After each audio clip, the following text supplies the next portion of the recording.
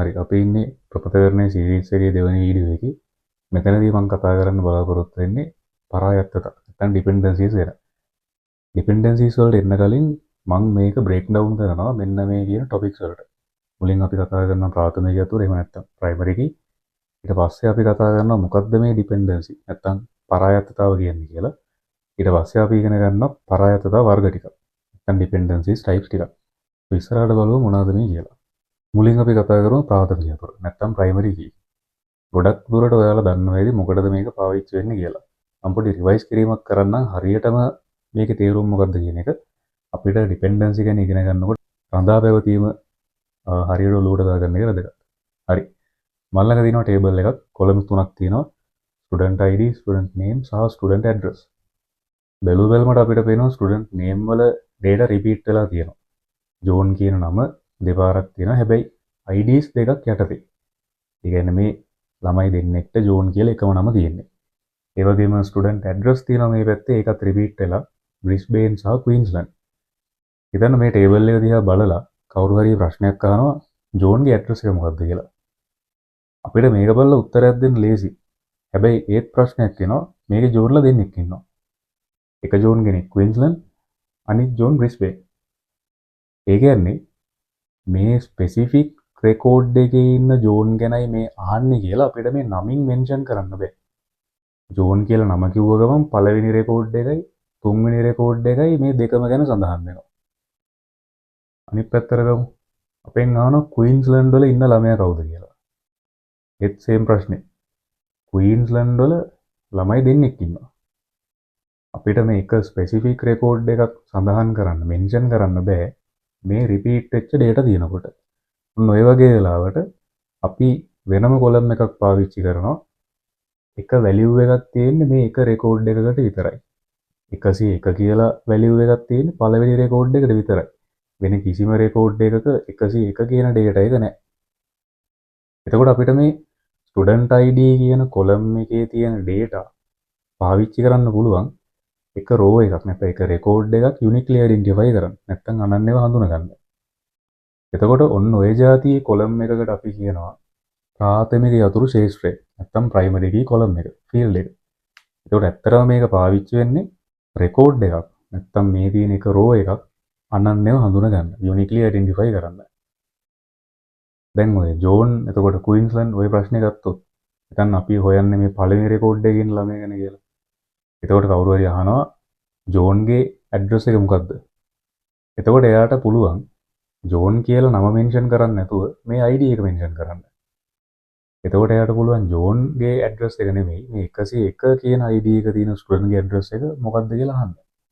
එතකොට අපි දන්නවා 101 කියලා ID එකක් තියෙන්නේ පළවෙනි රෙකෝඩ් එකේ ඉන්න ළමයාට විතරයි. මොනෝක තමයි ප්‍රයිමරි කී එකේ මූලික අදහස. එතකොට මේ කියන ප්‍රයිමරි කී එකේ තියෙන මේ වැලියුස් පාවිච්චි කරලා අපිට මේ රෙකෝඩ් එක අයිඩෙන්ටිෆයි කරගන්න පුළුවන්. අපි මේ කොලම්ස් වශයෙන් ගත්තොත් එහෙම නැත්නම් මේ ටේබල් එකේ තියෙන ෆීල්ඩ්ස් විදිහට ගත්තොත් අපිට ස්ටුඩන්ට් ID එක පාවිච්චි කරලා ස්ටුඩන්ට් නේම් සහ ස්ටුඩන්ට් ඇඩ්‍රස් අනන්‍යව හඳුනා ගන්න පුළුවන්. අර මම කලින් කිව්වා වගේ 101 කියලා මෙන්ෂන් කරොත් මේ ජෝන් සහ මේ ක්වීන්ස්ලන්ඩ් මෙන්න මේ වැලියුස් දෙක රිප්‍රසන්ට් වෙනවා. මම 104 කිව්වොත් මේ ජෝර්ජ් සහ මේ ක්වීන්ස්ලන්ඩ් ඔන්නේ සම්පූර්ණ රෙකෝඩ් එකම රිප්‍රසන්ට් වෙනවා. එතකොට මම පාවිච්චි කරන්නේ මෙන්න මෙයාව මේ ටේබල් එකේ රෙකෝඩ් එකක් අනන්‍යව හඳුනා ගන්න. මේකත් එක්කම අපිට කියන්න පුළුවන් මෙන්න මේ ස්ටුඩන්ට් නේම් සහ ස්ටුඩන්ට් ඇඩ්‍රස් කියන මේ ශේෂ්ත්‍ර දෙක නැත්නම් ෆීල්ඩ්ස් දෙක මෙන්න මේ ස්ටුඩන්ට් ID කියන ප්‍රාථමික යතුර මත රඳා පවතිනවා කියන එක. එතකොට මෙතන ඇත්තටම මේ රඳා පැවතීම නැත්නම් ඩිපෙන්ඩ් වෙනවා කියන එකේ තේරුම ගත්තොත් ප්‍රාථමික යතුරකින් නැත්නම් අනන්‍ය ශේෂ්ත්‍රයකින් ඉතුරු යතුරු නොවන ශේෂ්ත්‍ර හඳුනා ගන්න පුළුවන් වීම ගැනයි මේ කියන්නේ. සරල තේරෙන භාෂාවෙන් කිව්වොත් ස්ටුඩන්ට් ID එක පාවිච්චි කරලා අපිට පුළුවන් මේ සම්පූර්ණ රෙකෝඩ් එකක් අයිඩෙන්ටිෆයි කරගන්න. මේක තමයි වගුවක තියෙන්න ඕන හොඳ තත්ත්වය. සමහර වගු තියෙනවා අපිට මේ ID එක පාවිච්චි කරලා සම්පූර්ණ රෙකෝඩ් එක හඳුනා ගන්න බැරි වෙන්න පුළුවන්. ඒ වගේ වගු නරකයි. අපි ඒවා හොඳ තත්ත්වයට පත් කරන්නේ ප්‍රමතකරණය හරහා. හරි. දැන් අපි කතා කරමු මේ ප්‍රාථමික යතුරෙන් සම්පූර්ණ රෙකෝඩ් එකක් මෙන්ෂන් වෙන්නේ නැත්නම් හඳුනා ගන්න බැරි අවස්ථාවකට උදාහරණයක්. මෙතන තියෙනවා කලින් ටේබල් එක මම පොඩි චේන්ජ් එකක් කළා. පොඩි වෙනස්කමක් කරා. අලුතින් කොලම් එකක් දැම්ම city id කියලා. එතකොට අපි දැන් දන්නවා ස්ටුඩන්ට් id කියන්නේ අනන්‍ය ශේෂ්ත්‍රයක්. නැත්නම් අපිට ඒක ප්‍රාථමික යතුරු විදිහට පාවිච්චි කරන්න පුළුවන්. ඒ නිසා මම ඒක අන්ඩර්ලයින් කරලා තියෙනවා. එතකොට අපි දන්නවා ප්‍රාථමික යතුර කිව්වම මේ සම්පූර්ණ රෙකෝඩ් එකම අයිඩෙන්ටිෆයි කරගන්න පුළුවන්. එතකොට 103 කියලා කවුරු හරි සඳහන් කරොත් ඒ මෙන්න මේ තුන්වෙනි රෙකෝඩ් එක ගැන තමයි කියන්නේ. තව පොඩ්ඩක් අපි ක්ලෝස්ලි බැලුවොත් එහෙම මෙන්න මේ city id සහ city name කියන ස්පෙෂල් කොලම් දෙක ගත්තොත් ඒක අපිට පේනවා city name එකකට මැප් වෙන city id එකක් තියෙනවා. එතකොට Queensland නම් C1 ආයිත් Queensland නම් C1 මෙතනත් එහෙමමයි Brisbane නම් C2 Brisbane නම් C2. එතකොට මෙතන තියෙන ප්‍රශ්නේ තමයි මෙන්න මේ city name කියන එක වඩාත් ඩිපෙන්ඩ් වෙන්නේ city id මත.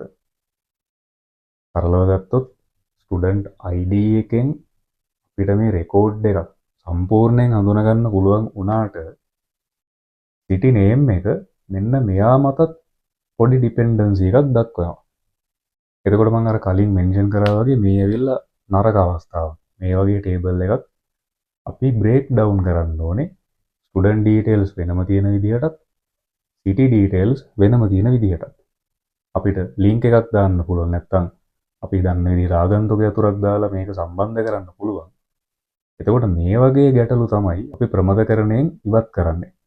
එතකොට සමරි එකක් විදිහට කිව්වොත් ප්‍රාථමික යතුර හැටියට සඳහන් කරලා තියෙන වැලියු එකකින් සම්පූර්ණ රෙකෝඩ් එකක් හඳුනා ගන්න පුළුවන් වුණාට මෙන්න මෙයා එහෙම නැත්නම් city name කියන කොලම් එක city id කියන කොලම් එකෙන් හඳුනා ගන්නත් පුළුවන් වෙනවා.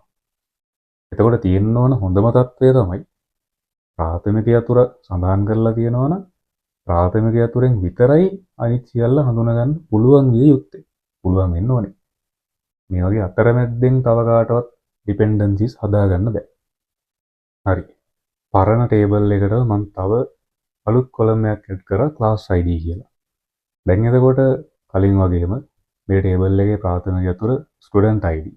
එතකොට ආයි මතක් කරොත් student id ප්‍රාථමික යතුර වෙන්න හේතුව තමයි ඒකේ තියෙන වැලියු එකකින් පුළුවන් සම්පූර්ණ රෙකෝඩ් එකක් අයිඩෙන්ටිෆයි කරගන්න. එතකොට දැන් ස්ටුඩන්ට් නේම් ප්‍රාථමික යතුර කරන්න බැරි හේතුව තමයි ඒකේ තියෙන රිපීට් වෙච්ච data. ජෝන් කියන එකම දෙපාරක් තියෙනවා. city name එක ප්‍රාථමික යතුර කරන්න බෑ. ඒකෙත් රිපීට් වෙච්ච data තියෙනවා. ඒක රිපීට් වෙච්ච data තියෙන කොලම් එකක් ප්‍රාථමික යතුර කරන්න බැරි හේතුව ගත්තොත් අපිට මේ එක වැලියු එකකින් එක රෙකෝඩ් එකක් සම්පූර්ණයෙන් අයිඩෙන්ටිෆයි කරගන්න බෑ. නැත්නම් අනන්‍යව යුනික්ලි අයිඩෙන්ටිෆයි කරගන්න බෑ. අපි ජෝන් කියලා කිව්වොත් රෙකෝඩ් දෙකක් ගැන කියවෙනවා. ක්වීන්ස්ලන්ඩ් කියලා කිව්වොත් රෙකෝඩ් තුනක් ගැන කියවෙනවා. හැබැයි 103 කිව්වොත් මේ එක රෙකෝඩ් එකක් ගැන විතරයි කියවෙන්නේ. ඊළඟට මම ආගන්තුක යතුරක් මෙතෙන් ඇඩ් කරලා දෙනවා class id. හිතන්න මේක class කියලා වෙනම ටේබල් එකක් තියෙනවා. මේ ටේබල් එකෙන් තමයි මෙතෙන්ට ඇවිල්ලා තියෙන්නේ මේ ආගන්තුක යතුර. එතකොට මෙහා ඇවිල්ලා මේ වෙන ටේබල් එකක් එක්ක ලින්ක් එකක් හදන්න. නැත්තම් රෙෆරන්ස් එකක් විදිහට තමයි මෙතෙන්ට ඇවිල්ලා තියෙන්නේ. හරි. යටින් මම දැම්මා කන්ඩිෂන් එකක්. යතුරු නොවන ශේෂ්ත්‍ර සියල්ල සම්පූර්ණ ප්‍රාථමික යතුර මත පමණක් රඳා පැවතිය යුතුයි. එතකොට කලින් උදාහරණෙන් අපි කතා කරා ප්‍රාථමික යතුර තිබ්බට මේ city එක city id එක මත රඳා පැවතුණා. කලින් මම ගත්ත උදාහරණයෙන් ඕක තමයි අපිට හම්බුනේ. මේ යතුරු නොවන ශේෂ්ත්‍ර කියන්නේ ප්‍රාථමික යතුරක් හරි ප්‍රාථමික යතුරක කොටසක් හරි වෙන්නේ නැති කට්ටිය. අපිට ආගන්තුක යතුරුත් අයින් කරන්න පුළුවන්. එතකොට සමහර වගුවල තියෙන්න පුළුවන් සංයුක්ත ප්‍රාථමික යතුරු. එතකොට කොලම් දෙකක් හෝ කිහිපයක් එකතු වෙලා තමයි මේ ප්‍රාථමික යතුර හැදෙන්නේ. එතකොට මේ වගුවේදී යතුරු නොවන ශේෂ්ත්‍ර ගත්තොත් එහෙම ස්ටුඩන්ට් නේම් එක තියෙනවා, සිටි නේම් එක තියෙනවා. එතකොට අපිට කියනවා යතුරු නොවන ශේෂ්ත්‍ර සියල්ල මෙන්න මේ කට්ටිය සම්පූර්ණ ප්‍රාථමික යතුර මත පමණක් රඳා පැවතිය යුතුයි. මෙතන මම සම්පූර්ණ කියන වචනේ දැනට ඔමිට් කරනවා. දැනට අයින් කරලා දාමු. අපි ගමුකෝ කෙලින්ම ප්‍රාථමික යතුර මත පමණක් රඳා පැවතිය යුතුයි කියලා. එතකොට ස්ටුඩන්ට් නේම්, සිටි නේම් කියන මෙන්න මේ දෙන්න ස්ටුඩන්ට් ID කියන ප්‍රාථමික යතුර මත පමණයි ඩිපෙන්ඩ් වෙන්න ඕනේ. අර කලින් උදාහරණය වගේ සිටි ID වගේ අතරමැද්දෙන් කෙනෙක් ඉන්න බෑ. එතකොට මේ ටේබල් එක ඇවිල්ලා හොඳ ටේබල් එකකට උදාහරණයක්. මෙන්න මේ කියන කන්ඩිෂන් එක මේ ටේබල් එකේ තියෙනවා. මේ ටේබල් එක මේ කන්ඩිෂන් එක ෆලෝ කරනවා. මේ වගේ අවස්ථාවලට අපි කියනවා මේ වගුව පූර්ණ ලෙස කාර්යබද්ධව පරායත්ත වෙනවා කියලා. නැත්තම් fully functional depend table එක. එතකොට මේ පරායත්තතාවට අපි කියනවා පූර්ණ කාර්යබද්ධ පරායත්තතාව. එතකොට මතක තියාගන්න මේ full functional dependency. එහෙම නැත්තම් පූර්ණ කාර්යබද්ධ පරායත්තතාව කියන්නේ වගුවක තියෙන්න ඕන සුදුසුත්වය. එතකොට මුලදී මම බ්‍රේක්ඩවුන් එකේදී කිව්වා පරායත්තතා තවත් දෙකක් ගැන. ආංශික සහ සංක්‍රාන්ති කියලා. මේ ආංශික සංක්‍රාන්ති කියන්නේ වගුවක ඉන්න හොඳ නැති පරායත්තතා જાතියක්. අපි ඒවා අයින් කරලා දාන්න ඕනේ. ඉස්සරහට බලමු අපි ඒවා හඳුනගන්නේ කොහොමද කියලා. එතකොට මේ අපි පළවෙනියට ඉගෙන ගත්ත ඩිපෙන්ඩන්සි ටයිප් එක. එහෙම නැත්නම් පරායත්තතා වර්ගය තමයි පූර්ණ කාර්යබද්ධ පරායත්තතාව. සරලව ගත්තොත් යතුරු නොවන ශේෂ්ත්‍ර ඔක්කොම ටික නැත්තම් නන් කී ඇට්‍රිබියුට්ස් ඔක්කොම අපිට ප්‍රාථමික යතුර පාවිච්චි කරලා හඳුනගන්න පුළුවන් වෙන්න ඕනේ. ඒ වගේම මෙයාලව හඳුනගන්න පුළුවන් වෙන්න ඕනේ ප්‍රාථමික යතුර පාවිච්චි කරලා විතරමයි. වෙන අතරමැද්දෙන් IDs එහෙම තියෙන්න බෑ. දැන් මේ ක්ලාස් ID එක ගත්තොත් මෙයා ඇවිල්ලා වෙන වගුවකින් රෙෆරන්ස් එකක් අරගෙන ආපු කෙනෙක් විතරයි. නැත්තම් නිකන් ආගන්තුක යතුරක් විතරයි. අපිට මේ ක්ලාස් ID පාවිච්චි කරලා මේ සිටි නේම්වත් ස්ටුඩන්ට් නේම්වත් හඳුනගන්න බෑ. ඒ නිසා තමයි මේක අපිට අමතක කරලා දාන්න පුළුවන්. එතකොට මේක තමයි මේ පූර්ණ කාර්යබද්ධ පරායත්තතාව. සරලව ගත්තොත් වගුවක් තියෙන හොඳම තත්ත්වය තමයි මේ. හරි මෙතන තියෙනවා මල් ළඟ අලුත් වගුවක්. මේකේ තියෙනවා student ID, student name, subject ID සහ ග්‍රේඩ් කියන කොලම්ස්. එතකොට මේකේ මම අන්ඩර්ලයින් කරලා තියෙනවා දෙන්නෙක්ව. ඒ කියන්නේ මේ වගුවේ ප්‍රාථමික යතුර හදන්න ස්ටුඩන්ට් ID සහ සබ්ජෙක්ට් ID කියන දෙන්නම අපිට අවශ්‍යයි. ඒ කියන්නේ සිම්පලි ගත්තොත් මෙතන මේ කම්පොසයිට් ප්‍රයිමරි කී එක. නැත්තම් සංයුක්ත ප්‍රාථමික යතුරක් තමයි නිර්මාණය කරලා තියෙන්නේ. ඒ කියන්නේ අපිට මේ රෙකෝඩ් එකක් සම්පූර්ණ රෙකෝඩ් එකක් යුනික්ලි අයිඩෙන්ටිෆයි කරන්න. එහෙම නැත්තම් සම්පූර්ණ රෝ එකක් අනන්‍යව හඳුනගන්න ස්ටුඩන්ට් ID සහ සබ්ජෙක්ට් ID කියන දෙන්නගෙම කම්බිනේෂන් එක ඕනේ. අපි නිකන් උදාහරණයක් ගමු. 101ට 51 කියන කම්බිනේෂන් එකෙන් තමයි මේ සම්පූර්ණ රෙකෝඩ් එක අයිඩෙන්ටිෆයි වෙන්නේ. අපි නිකන් ගමුකෝ 101 විතරක්. 101 කිව්වම රෙකෝඩ් දෙකක් සඳහන් වෙනවා. 102 කිව්වම රෙකෝඩ් දෙකක් මෙන්ෂන් වෙනවා. ඒකට අපි දන්නවා ප්‍රාථමික යතුරක් නම් එහෙම වෙන්න බෑ. එක රෙකෝඩ් එකක් විතරක් යුනික්ලි අයිඩෙන්ටිෆයි කරන්න පුළුවන් වෙන්න ඕනේ. අපි සබ්ජෙක්ට් ID විතරක් ගත්තොත් ඒක 51 කිව්වොත් රෙකෝඩ්ස් 3ක් මෙන්ෂන් වෙනවා. 53 කිව්වොත් රෙකෝඩ් දෙකක් මෙන්ෂන් වෙනවා. අන්න ඒ නිසා තමයි අපි ස්ටුඩන්ට් ID එකයි සබ්ජෙක්ට් ID එකයි කියන දෙන්නගෙම කම්බිනේෂන් එක මෙතනදී කන්සිඩර් කරන්නේ. සලකන්නේ. එතකොට 103ට 51 කියන කම්බිනේෂන් එක තියෙන්නේ මේ රෙකෝඩ් එකේ විතරයි. අය වෙන කොහෙවත් 103ට 51 කම්බයින් වෙලා නැහැ. හරි. එතකොට මෙතන තියෙනවා ග්‍රේඩ් කියන කොලම් එක. අපි හිතමුකෝ මේ ID එක තියෙන ළමයා මේ ID එක තියෙන සබ්ජෙක්ට් එක අදාළ එක්සෑම් එක ලිව්වම එයාට හම්බුන ග්‍රේඩ් එක තමයි මේ තියෙන්නේ. එතකොට අපි ගමු හතරවෙනි රෙකෝඩ් එක 102 තියෙන ID එක තියෙන ළමයා 53 කියන ID එක තියෙන සබ්ජෙක්ට් එක ලියලා හම්බ වුණ ග්‍රේඩ් එක තමයි මේ B+ කියලා කියන්නේ. ඒ වගේ තව උදාහරණයක් ගමු.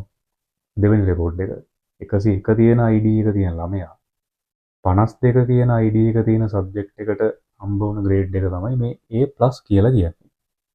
එතකොට අපිට බැලුවොත් පේනවා මේ ග්‍රේඩ් කියන යතුරු නොවන ශේෂ්ත්‍රය නැත්තම් ග්‍රේඩ් කියන නංගී ඇට්‍රිබියුට් එක මෙන්න මේ ස්ටුඩන්ට් ID සහ සබ්ජෙක්ට් ID කියන දෙකම මත ඩිපෙන්ඩ් වෙලා තියෙනවා. රඳා පැවතිලා තියෙනවා.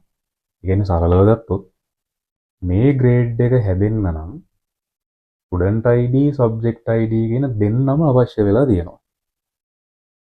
ඒ කියන්නේ තවත් විදිහකට කිව්වොත් ග්‍රේඩ් කියන යතුරු නොවන ශේෂ්ත්‍රය නැත්නම් නන් කී ඇට්‍රිබියුට් එක මේ සම්පූර්ණ ප්‍රාථමික යතුරු මත තමයි ඩිපෙන්ඩ් වෙන්නේ. රඳා පවතින්නේ. එතකොට කවුරු හරි ඇහුවොත් මේ වගුවේ ප්‍රයිමරි කී එක මොකක්ද? ප්‍රාථමික යතුරු මොකක්ද කියලා අපි කියන්න ඕනේ student ID plus subject ID මේ දෙන්නම. ස්ටුඩන්ට් ID විතරක් ගත්තොත් එයා ප්‍රාථමික යතුරේ කොටසක්. සබ්ජෙක්ට් ID කියන්නේ මොකක්ද කියලා ඇහුවොත් එයා ඇවිල්ලා මේ වගුවේ ප්‍රාථමික යතුරේ කොටසක් පමණයි. තනි තනිව ගත්තොත් කොටස් පමණයි. කම්බිනේෂන් එක ගත්තොත් තමයි සම්පූර්ණ ප්‍රාථමික යතුරු වෙන්නේ. දැන් අපි බලමු මේක. Student name. මෙයා මේ වගුවේ හැටියට අවුල් කොලම් එකක්.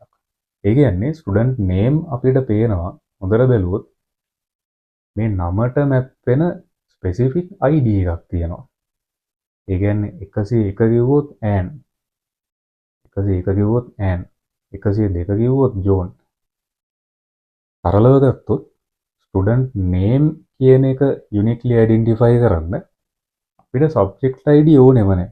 අපිට ස්ටුඩන්ට් ID තිබ්බනම් ඇති.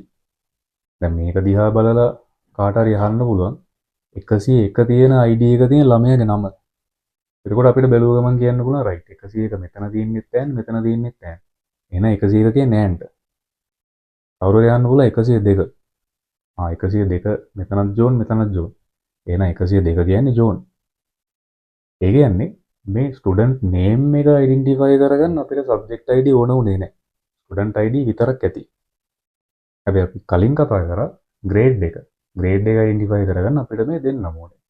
එතකොට මේ යට මං දාලා තියෙන පොඩි සෙන්ටෙන්ස් එක, පොඩි වාක්‍යයක්. ස්ටුඩන්ට් නේම් ශේෂ්ත්‍රය සම්පූර්ණ ප්‍රාථමික යතුර මත රඳා නොපවතී. ඒක හරිනේ. ස්ටුඩන්ට් නේම්ව අයිඩෙන්ටිෆයි කරගන්න අපිට සබ්ජෙක්ට් ID ඕන උනේ නැහැ. ඒ කියන්නේ සම්පූර්ණ ප්‍රාථමික යතුර ඕන උනේ නැහැ. ප්‍රාථමික යතුරේ කොටසක් පමණක් ප්‍රමාණවත් වුණා. එතකොට මේක වගුවක තියෙන්න හොඳ නැති කන්ඩිෂන් එකක්. ඒකෝර අපි දන්නවා කලින් උදාහරණයක් අපි කතා කරා වගුවක් හොඳ තත්ත්වයේ තියෙන්න නම් මේ යතුරු නොවන ශේෂ්ත්‍ර ඔක්කොම සම්පූර්ණ ප්‍රාථමික යතුර මත ඩිපෙන්ඩ් වෙන්න ඕනේ. රඳා පවතින්න ඕනේ. එතකොට කවුරු හරි යතුරු නොවන ශේෂ්ත්‍රයක් ප්‍රාථමික යතුරේ කොටසක් මත විතරක් රඳා පවතිනවා නම් ඒ ගැටලුවට අපි කියනවා ආංශික පරායත්තතාව කියලා. නැත්නම් partial dependency. ඒක නමේම තියෙනවා ඒකේ තේරුම මොකක්ද කියලා. partial නැත්නම් ආංශික. සරල සිංහලෙන් ගත්තොත් භාගෙට. එතකොට ස්ටුඩන්ට් නේම් කියන මේ යතුරු නොවන ශේෂ්ත්‍රය ප්‍රාථමික යතුර මත ඩිපෙන්ඩ් වෙන්නේ භාගෙට. නැත්නම් ප්‍රාථමික යතුරේ භාගයක් මත විතරයි මෙයා ඩිපෙන්ඩ් වෙන්නේ. එතකොට අපි ග්‍රේඩ් කියන කොලම් එකේම නැහැ. අපිට ග්‍රේඩ් එක හොයාගන්න නම් ස්ටුඩන්ට් ID සබ්ජෙක්ට් ID කියන දෙකම ඕනේ. ඒ කියන්නේ ග්‍රේඩ් කියන කොලම් එක සම්පූර්ණ ප්‍රාථමික යතුර මත පරායත්ත වෙනවා. නැත්නම් රඳා පවතිනවා.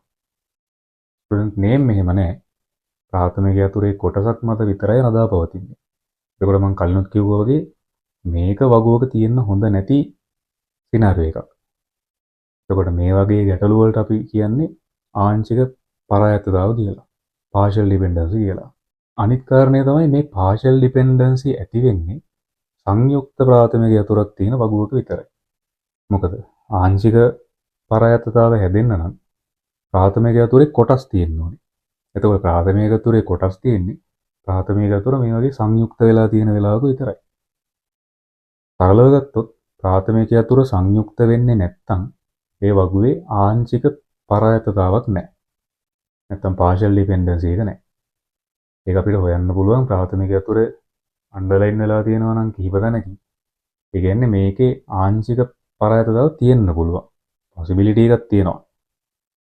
හැබැයි තියෙන ප්‍රාථමික යතුර සංයුක්ත නෙමෙයි නම් single column primary එකක් නම් තියෙන්නේ.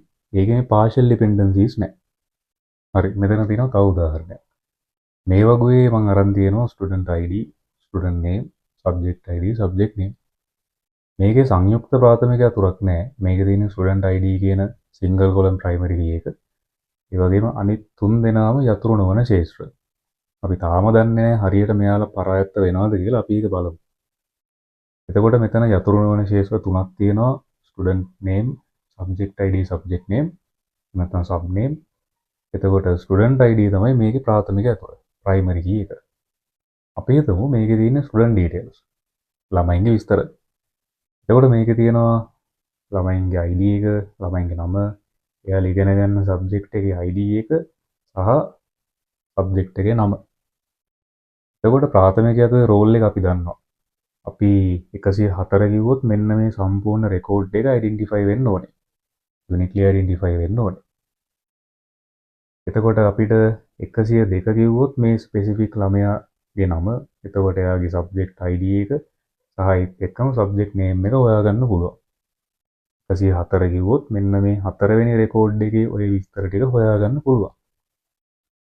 එතකොට බැලුවොත් අපිට පේනවා මෙහෙම දෙයක්. මේ සබ් නේම් කියන එකටත් ID එකක් තියෙනවා, සබ්ජෙක්ට් ID. ඒක අපි හොයාගත්තේ කොහොමද? ICT කිව්වොත් 51. ICT කිව්වොත් 51, ICT කිව්වොත් 51. එතකොට 51 ID එකෙන් අයිඩෙන්ටිෆයි වෙන සබ්ජෙක්ට් එක තමයි ICT. තව එකක් ගමු 53. 53 කියන ID එක කිව්වොත් අයිඩෙන්ටිෆයි වෙන සබ්ජෙක්ට් එක තමයි BS. ඒ කියන්නේ මෙන්න මේ සබ්ජෙක්ට් නේම් කියන යතුරු නොවන ශේෂ්ත්‍රය නන් කී ඇට්‍රිබියුට් එක සබ්ජෙක්ට් ID කියන තවත් නන් කී ඇට්‍රිබියුට් එකකින් අයිඩෙන්ටිෆයි කරගන්න පුළුවන්. එතකොට මෙතනදී මේක හොඳ වගුවක් නම් මේ නන් කී ඇට්‍රිබියුට්ස් ඔක්කොම ටික යතුරු නොවන ශේෂ්ත්‍ර ඔක්කොම ටික අයිඩෙන්ටිෆයි කරගන්න පුළුවන් වෙන්න ඕනේ ප්‍රාථමික යතුරෙන් විතරයි. හැබැයි මේ නන් කී ඇට්‍රිබියුට් එක අපිට මේ නන් කී ඇට්‍රිබියුට් එකෙන් නැත්නම් සබ්ජෙක්ට් නේම් කියන යතුරු නොවන ශේෂ්ත්‍රය සබ්ජෙක්ට් ID කියන යතුරු නොවන ශේෂ්ත්‍රයෙන් අපිට හොයාගන්න පුළුවන්, අයිඩෙන්ටිෆයි කරගන්න පුළුවන්. එතකොට මෙහෙම අවස්ථාවකුත් තියෙන්න බෑ. යටින් මේක තියෙනවා මෙහෙම. වගුවේ ප්‍රාථමික යතුර ස්ටුඩන්ට් ID වුවද ඒක අපිට අන්ඩර්ලයින් කරලා තියෙනවා පේනවා. සබ් නේම් ශේෂ්ත්‍රය සබ්ජෙක්ට් ID යන යතුරු නොවන ශේෂ්ත්‍රය මතද රඳා පවතී. ඒ කියන්නේ මෙයා මේක මත ඩිපෙන්ඩ් වෙන්නේ නැහැ කියන එක නෙමෙයි මේ කියන්නේ. මේක ස්ටුඩන්ට් ID කියන ප්‍රාථමික යතුරුනොත් අපිට හොයාගන්න පුළුවන්. 104 කිව්වොත් හරි ඒ රෙකෝඩ් එකේ තියෙන්නේ BS කියලා අපිට හොයාගන්න පුළුවන්. මේ කියන්නේ සබ් නේම් ස්ටුඩන්ට් ID මත රඳා පවතින අතරතුර මෙන්න මෙයා මත ඩිපෙන්ඩ් වෙනවා වගේ දෙයක්. අපිට හරියට ගත්තොත් සබ්ජෙක්ට් නේම් එක ස්ටුඩන්ට් ID වලට වඩා හොඳට සබ්ජෙක්ට් ID වලින් හොයාගන්න පුළුවන්. එතකොට මේ වගේ ගැටලු වලට අපි කියනවා සංක්‍රාන්ති පරායත්තතාව කියලා. නැත්නම් ට්‍රාන්සිටිව් ඩිපෙන්ඩන්සි. එතකොට අපි දන්නවා ගෝල්ඩන් රූල් එක. වගුවක ප්‍රාථමික යතුරක් තියෙනවා නම් අනිත් යතුරු නොවන ශේෂ්ත්‍ර ඔක්කොම ටික රඳා පවතින්න ඕනේ. නැත්නම් යුනික්ලි අයිඩෙන්ටිෆයි කරගන්න පුළුවන් වෙන්න ඕනේ මේ ප්‍රාථමික යතුරෙන් විතරයි. එන අස්සෙන් IDs වලින් වෙන කට්ටියව හඳුනගන්න බැරි වෙන්නයි ඕනේ. දැන් මෙතන ඒක පුළුවන්. ප්‍රාථමික යතුර තිබ්බට මේ සබ්ජෙක්ට් ID එකෙන් සබ්ජෙක්ට් නේම් එක අයිඩෙන්ටිෆයි කරගන්න පුළුවන්. ඒකට මේක ගැටලුවක්. මේ ගැටලුවට තමයි අපි කියන්නේ සංක්‍රාන්ති පරායත්තතාව නැත්නම් ට්‍රාන්සිටිව් ඩිපෙන්ඩන්සි කියලා. එතකොට මේකත් මේ වගුවකින් අයින් කරන්න ඕන જાතිය ඩිපෙන්ඩන්සි එක. දැන් එතකොට අපි මුලින් ඉඳන් ඩිපෙන්ඩන්සිස් තුනක් ගැන කතා කරා. පූර්ණ කාර්යබද්ධ පරායත්තතාව, ආංශික සහ සංක්‍රාන්ති කියන පරායත්තතාව දෙක. මේකෙන් පළවෙනි එක විතරයි හොඳ. වගුවක් ඉන්න ඕනේ ඔන්න ඔය කියන தත්ත්වය. Full functional dependency. එතකොට පාර්ෂල් සහ ට්‍රාන්සිටිව් නැත්නම් ආංශික සහ සංක්‍රාන්ති කියන පරායත්තතා වගුවල ඉන්න හොඳ නැති කට්ටිය. මේකයි මීට කලින් කතා කරපු ඩිපෙන්ඩන්සි එකයි අපි අයින් කරලා දාන්න ඕනේ. ප්‍රමතකරණය ඇවිල්ලා වැඩ කරන්නේ ඔන්න ඔය ඩිපෙන්ඩන්සිස් වලට. අපි ප්‍රමතකරණයේ එක එක ස්ටෙප් වලදී මේ ඩිපෙන්ඩන්සිස් නරක පරායත්තතා අයින් කරලා අර හොඳ තත්ත්වයට වගුව ගන්න එක තමයි කරන්නේ. ඒකට සමරි එකක් කිව්වොත් වගුවේ යතුරු නොවන ශේෂ්ත්‍ර තුනක් තියෙනවා. මේ තුන් දෙනාගෙන් එක්කෙනෙක් ඉන්නවා නේම් කියන යතුරු නොවන ශේෂ්ත්‍රය සබ්ජෙක්ට් ID කියන යතුරු නොවන ශේෂ්ත්‍රය මත රඳා පවතිනවා. දැන් පේපර් එකකදී නම් අපිට මේ දේවල් කියනවා. ප්‍රශ්නෙකදී වගෝඩින් ඩිස්ක්‍රිප්ෂන් එකක් දෙනවා නැත්නම් සිනාරියෝ එකක් යූස් කේස් එකක් වගේ දෙයක් තියෙනවා. ඒක කියවුවම අපිට අවබෝධයක් එනවා කවුද කවුරු මතද ඩිපෙන්ඩ් වෙන්නේ කියන එක. මේ වගේ අපි ID පාවිච්චි කරලා මේක go through කරලා හොයන්න දෙයක් නැහැ. A level paper එකේ ප්‍රශ්නයකදී නම් අපිට අර සිනාරියෝ එක කියවුවම අවබෝධයක් එනවා මොන වගේ ඩිපෙන්ඩන්සි එකක්ද මෙතන තියෙන්නේ කියලා. ඒ ඩිපෙන්ඩන්සි එක හොයාගෙන ඒක අයින් කරන්නේ කොහොමද කියන එක ඉගෙන ගන්න එක තමයි වැදගත්. හරි අපි ඉස්සරහා වීඩියෝ වලින් බලමු කොහොමද මේ normalization process එක නැත්තම් ප්‍රමත කරන සම්පූර්ණ ක්‍රියාවලිය කරගෙන යන්නේ. ඒක එක ස්ටෙප්ස් වලදී මේ පරායතදා කොහොමද අයින් වෙන්නේ කියන එක. හරි අපි මේ වෙනකන් කතා කරා පරායත්ත වෙනවා කියන්නේ මොකද්ද? ප්‍රාථමික යතුරත් එක්ක මේ කොහොමද හැදෙන්නේ? මෙන්න මේ කියන දේවල්. එතකොට සමරි එකක් ගත්තොත් අපි කතා කරා පරායත්තතා ජාති තුනක් ගැන. පූර්ණකාරබද්ධ, ආංශික සහ සංක්‍රාන්ති. එතකොට මෙතනින් හොඳ කෙනා තමයි පූර්ණකාරබද්ධ. අපි වගුවක මේක තියාගන්න ඕනේ. ආංශික සහ සංක්‍රාන්ති කියන්නේ වගුවක ඉන්න හොඳ නැති ಜಾති පරායත්තද නැත්නම් ඩිපෙන්ඩන්සිස්. අපි වගුවක ආංශික තියෙනවා නම් සංක්‍රාන්ති තියෙනවා නම් මේවා ඉවත් කරලා වගුවක් මෙන්න මේ තත්ත්වයට තමයි පත් කරගන්නේ. ෆුල් ෆන්ක්ෂනලි ඩිපෙන්ඩ් වෙන විදිහට තමයි වගුවක් පත් කරගන්නේ. මේ කියන නරක පරායතතාවන් දෙක අයින් කරලා. ප්‍රමතකරණය වීඩියෝස් වලදී අපි බලමු කොහොමද මේ ප්‍රොසෙස් එක කරන්නේ කියලා. එතකොට සරලව ගත්තොත් මේ පරායත්තතාව කියන්නේ හඳුනා ගන්න පුළුවන් බව. නැත්තම් ඩිපෙන්ඩ් වෙන එක. රඳා පැවතීම තමයි මේ කියන්නේ.